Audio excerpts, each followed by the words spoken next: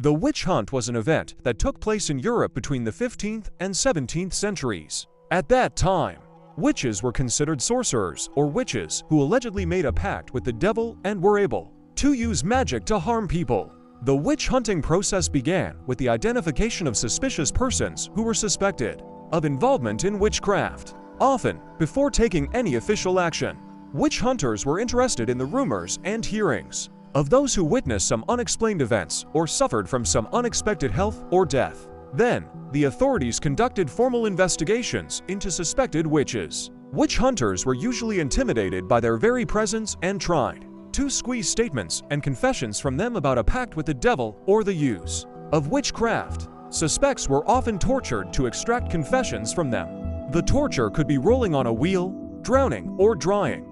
After confessions and torture, it was usually assumed that a trial would be held, during which the evidence of the prosecution was brought into judicial order. Very often, witch hunters forced their victims to confess guilt, offering repentance from heresy and witchcraft in order to avoid execution. However, even if they admitted their guilt and repented, they could still be sentenced to death at the stake, attempts, or the gallows. During the witch hunt, many people suffered from false accusations, torture, and executions. Erroneous persecution was often based on superstition, misunderstanding of science or religion, as well as panic, quackery, and corruption. Eventually, the witch hunt ended when the authorities began to realize that the accusations of witchcraft were ridiculous and cruel. At the end of the 17th century, most countries abandoned witch hunts, and this topic became considered superstitious and absurd in modern society.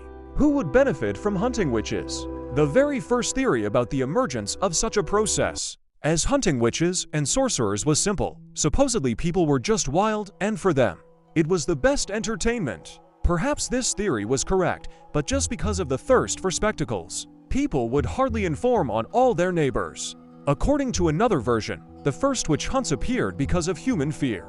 In a situation where crop failures, invasions, and another epidemic follow each other, it is too difficult to realize that all these are accidents that do not depend on each other.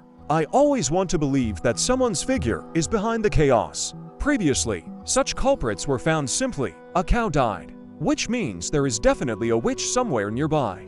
Having killed a witch, you coped with the situation. And at the same time you live with the comforting thought that at least someone controls everything in the world. At least an epidemic of chickenpox, at least an elderly woman with symptoms of dementia living on the outskirts of the village. As soon as people thought about the battles of ideologies, versions began to appear that, under the guise of a witch hunt, the church was actually fighting pagans. In relation to Iceland, this looks pretty reliable. There, men who write spells with old runes and practice a lot from the pagan past fell under the witchcraft processes. But there is also a completely different theory, which appeared under the influence of Freud. According to her, the witch hunt was a manifestation of universal erotic hysteria. In many ways, the hypothesis was based on the myth that mostly young, beautiful women were appointed as witches. In fact, researchers who have studied historical documents note that in many areas of Europe, men were more often accused of witchcraft, and of the women, those who suffered from age-related problems, such as the effects of stroke or dementia, muttered strange fragments of phrases to themselves, behaved unusually. He could frighten with his appearance, for example, not being able to take care of himself properly. Now many people are interested in a completely different question: who and why benefited from the witch trials? There are several different answers to this at once. At a minimum, the informer always received a share of the property of the one he accused of witchcraft, which, by the way, gives the answer why old widows, sole proprietors of something, or men were so often denounced. Women were rarely wealthy. In some territories, things developed in such a way that men tried to get rid of their competitors by denunciations. So, almost all over Europe, midwives became victims of accusations, and doctors pushed the idea that only they should deliver babies under talk about witchcraft. And midwifery was a very difficult business. You can't wait to give birth. But whatever the reasons for the witch hunt, the process itself has generated a lot of terrible things. It's in the movie that a beautiful girl, called a witch, is dragged to the bonfire. In real life, Europeans rarely resorted to lynching. They launched a cold, fanatical mechanism. The victim was interrogated, her guilt was proved, and her innocence was left to prove herself and all the time of the investigation.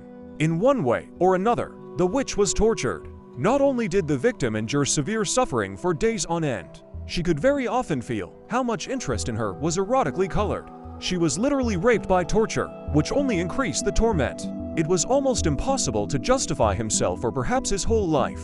After all, as you know, if you throw a witch in a bag into the water, she will float up, and an honest soul will go to heaven. Contrary to myths, the Inquisition joined the witch hunt quite late. Protestant countries became the center of hysteria. It was there that the famous book Hammer of Witches was published, explaining exactly how witches harm people, how they mock faith, and how to recognize them. In addition to this book, smaller publications have been published, complementing the hammer in certain aspects. The authors were indeed inquisitors, but actually acting on their own behalf. Magnus Kramer and Jacob Sprenger. Witches identified with the help of the manual were supposed to be tried by the most ordinary secular court. Most often, the priesthood took minimal part in what was happening. For example, the confessor explained to the tortured that if she blamed herself, she would go to hell, out of fear of eternal torment. Victims sometimes refused to testify and were tortured again until they finally broke down. Moreover, the priesthood did not just participate little in witchcraft trials. In many places, many monks and parish priests were accused on an equal basis with their parishioners. Here is what a contemporary, a priest from Alfter, writes about this in a letter to Count Werner von Somm. It seems that half the city is involved. Professors, students, pastors, canons, vicars, and monks have already been arrested and burned. The chancellor and his wife and the wife of his private secretary have already been captured and executed. On the nativity of the most holy Theotokos, a pupil of the prince bishop, a 19-year-old girl known for her piety was executed.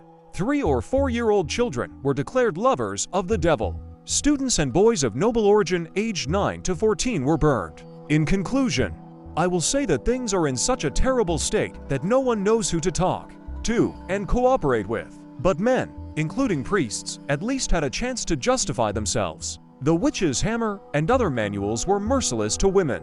Among the sure signs of a witch hunters called the presence clitoris. They considered it an extra nipple, which the devil gives out to his followers. And here is how it is proposed to interpret the expression of a woman's face, and only women, because they are, they say, especially crafty and diligent in hiding their connection with the devil. If a woman stares at one point during torture, she looks at her master, that is, unclean. If he rolls his eyes, he watches how he flies around. If she closed her eyes, she didn't want to betray his presence with her eyes. As you can see, the option maybe she doesn't see Satan at all is not provided. Perversions instead of interrogation. Some of the tortures inflicted on witches were, so to speak, standard. They were also used during the punishment of thieves. The beginning of the inquiry process was marked by the fact that the accused's clothes were taken away. The man could be completely naked, but the woman was first left with a shirt, which after a while, however, turned into rags. In any case, the shirt was left not only and not so much for the sake of modesty of the accused, but out of fear that she would seduce the interrogators with her body and they would not be zealous. At first, methods such as finger vises, Spanish boot, a special type of foot vice, rack and stretching were used. But a lot of witches refused. Firstly, because after confessing, they were required to name other accomplices, and no one wanted to torture others in the same way. It was here that high-ranking officials sometimes suffered because the witch, desperate, could name those who, as it seemed to her, would easily protect themselves. Secondly, the accused often hoped to stay alive until the last moment. But the third argument was the most weighty. No honest Christian woman wanted to die so shamefully and without communion as an unrepentant one. And, moreover, she was warned that for such self-incrimination, she would fall right into hell. The question of where to be in the afterlife was taken more than seriously. They feared hell and did not hope for God's mercy. In this matter, I'd rather be torn to pieces as soon as possible, but I'll rest from the pain in paradise, probably thought each interrogated person.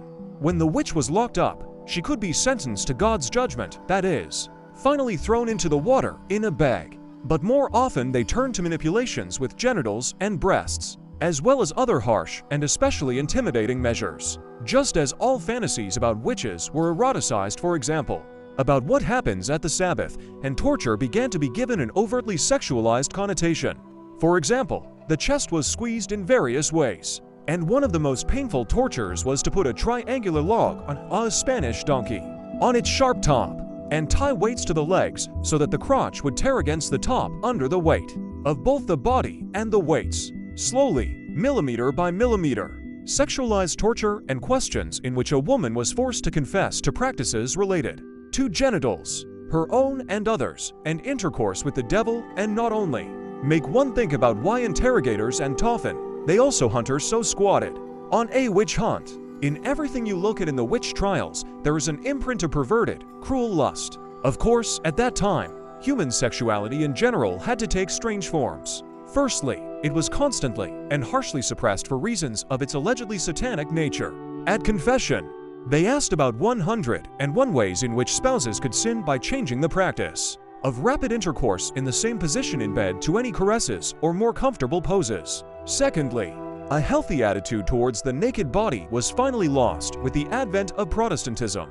And under the influence of Protestants, it is difficult to imagine, but so in Catholic countries. Artists painted naked Adam and Eve with leaves and twigs, and priests began to beat off or cover with plaster the already symbolic genitals of marble statues, antique or made in imitation of the ancient ones. But still, for most people, a frenzied craving for sex did not mean a craving for the eroticized torture of young children.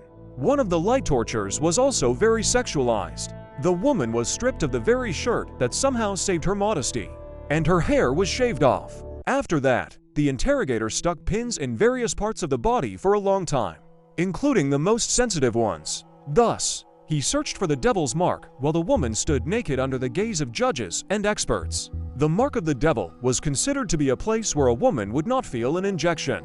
It is difficult to say whether such places could really be discovered or sooner or later. The interrogator, having stumbled and looked at enough, was just cunning. However, torture has not always been associated with the genitals and nudity of a woman. After all, the main thing was to get recognition, and other ways were suitable for this. For example, in Scotland, the accused was left chained to the wall for several days in a specific way, or was not allowed to sleep in other ways. Everyone knows how unpleasant it can be to stay awake for 2 or 3 days. But after a week, a person begins to experience real physical torment. His critical thinking decreases, his will weakens, and very often, strange thoughts and even hallucinations visit him. Interrogating the witch in this state was much easier and more effective. She agreed with everything, sometimes carried incredible things from herself. And in order for everything to finally end, and she was promised an easy death in the form of strangulation before burning, she was ready to give away as many relatives as she wanted as devil worshippers. In addition, in front of the accused, her children could be tortured so that they would testify against their mother, sister or grandmother, or father and grandfather. Either the child could not stand the pain, or the mother could not stand his suffering.